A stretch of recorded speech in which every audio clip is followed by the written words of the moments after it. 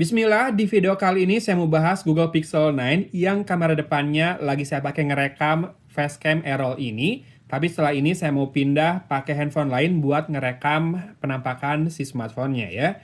Tenang, belum akan resmi Google Pixel, belum ada infonya akan resmi. Tapi yang jelas ini bukan yang terbaru ya. Pixel 9 udah rilis beberapa tahun sebelumnya, tapi masih kece banget. Nanti teman-teman bisa simak semua hasil foto-foto dan video yang pernah saya rekam. Yuk kita langsung bahas speknya dulu. Ya selanjutnya video ini bakal direkam dengan kameranya Oppo Find X9 ya. Tuh lihat di atas kelihatan. Pakai log video mode-nya di 4K 30 fps, saya grading biar warnanya makin kece dan teman-teman bisa simak penampakan dari Google Pixel 9 kalau tanpa casing ya.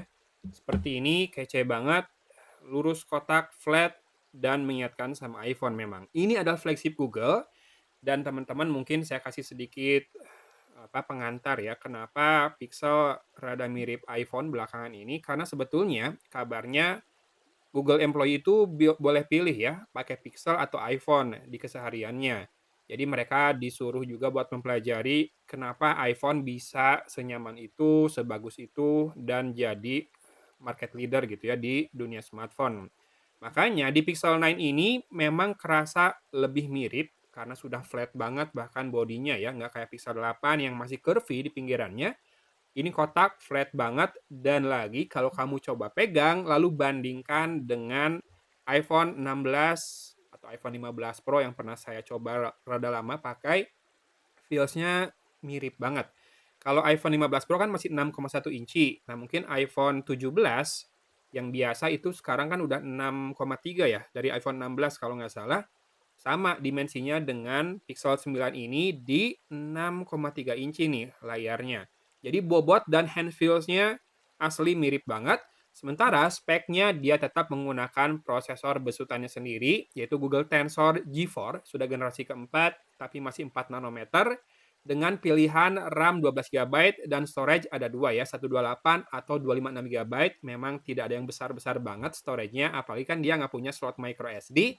Dan ini menggunakan tipe storage UFS 3.1. Buat ukuran sebuah flagship mungkin masih rada kurang ya, tapi dalam keseharian pemakaian sih sat-sat banget. Layarnya tadi sudah dibilang 6,3 inci, ini pakai OLED display, ada always on display-nya, dan untuk proteksi pakai Corning Gorilla Glass Victus 2.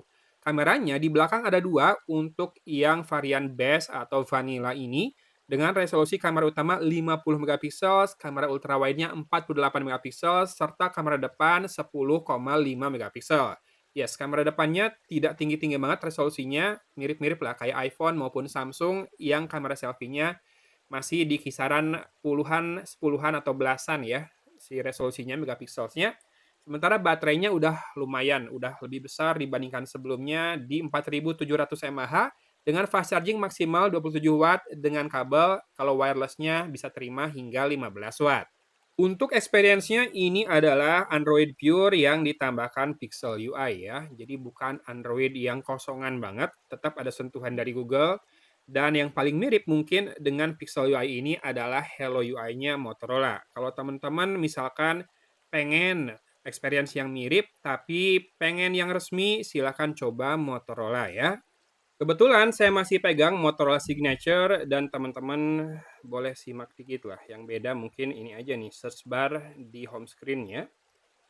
Kalau tuh, UX lainnya masih sangat mirip apa yang ada di Motorola dengan ada di Google Pixel. Kemudian kemarin video bahasan Motorola Signature ini sebagian footage-nya direkam dari Google Pixel ini. Kenapa? Karena ada satu fitur di kameranya yang saya suka banget, namanya Cinematic Pen ya. Kalau sekarang pen doang. Ini kalau kamu rekam, sekarang udah bisa 4K di semua lensa, ultra wide dan yang wide. Kalau kamu rekam, dia otomatis ngerekam di 60 fps tanpa suara. Nanti hasilnya di stretch atau di pen dari yang misalkan tadi saya rekam 4,5 detik jadi 9 detik, yes. Jadi dengan perlambatan atau speed 0,5 kali. Jadi udah lebih halus, tapi di 30 fps ya hasilnya.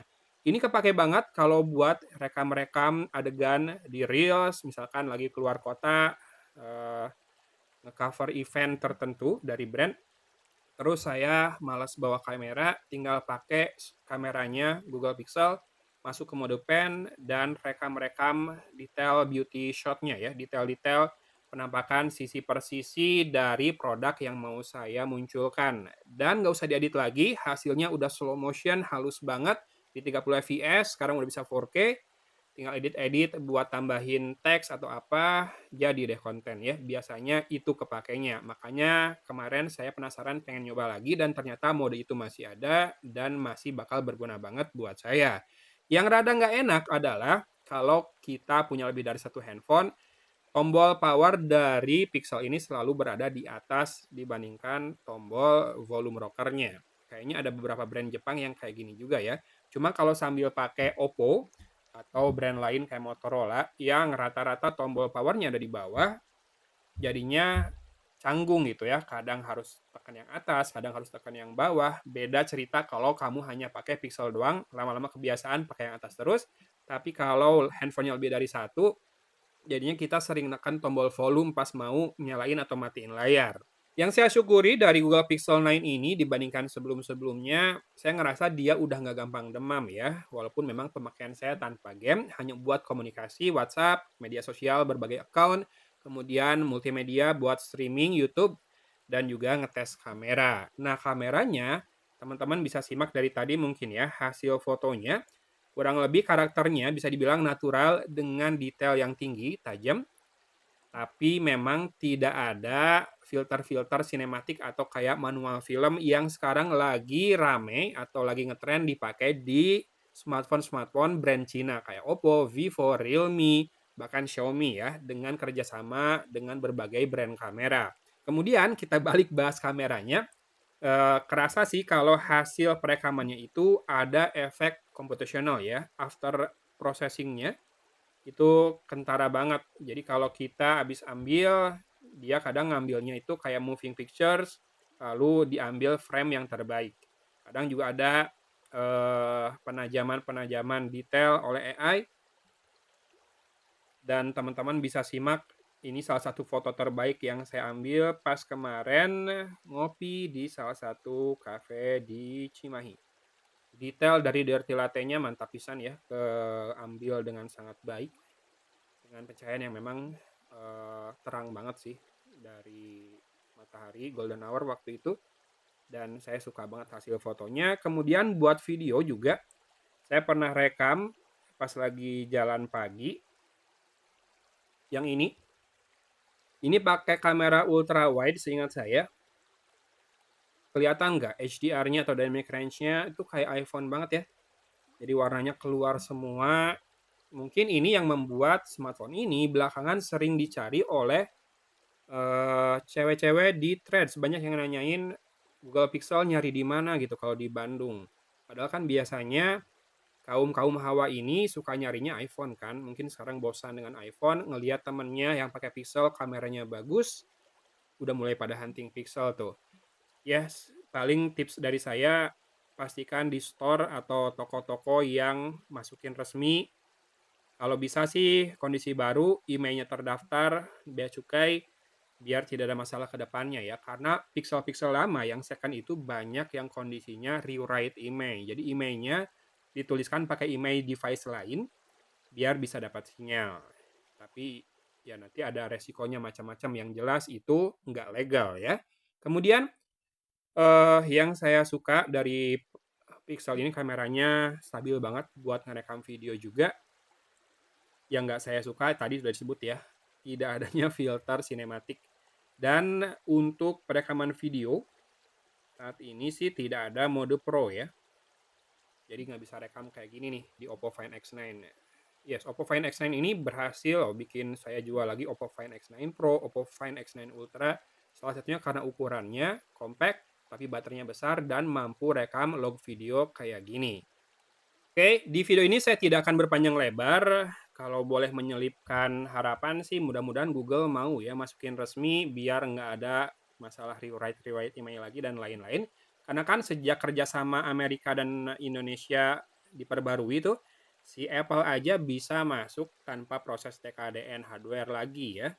Yes, kebijakannya Trump sama RI1 harusnya bisa lah kalau Google-nya mau masukin resmi Google Pixel tanpa harus dirakit di Indonesia ya. Kemudian ya tadi karena saya ngelihat juga trennya udah mulai banyak yang nyari lagi Google Pixel, tapi kemarin kan di marketplace sempat diblok tuh.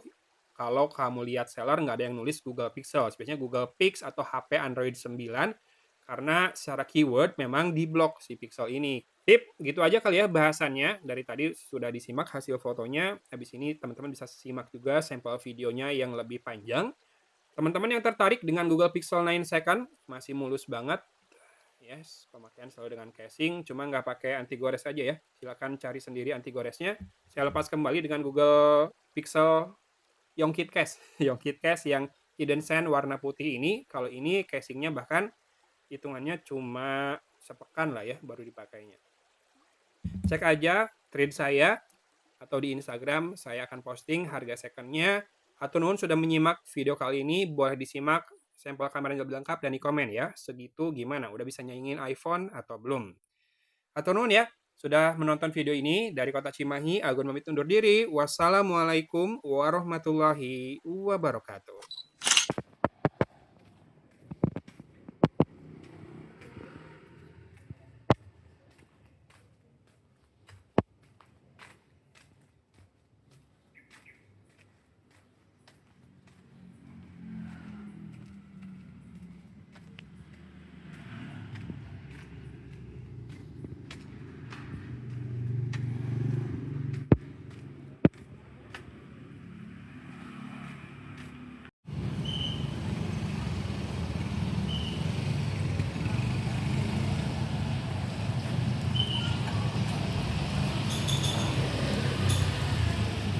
Ultra wide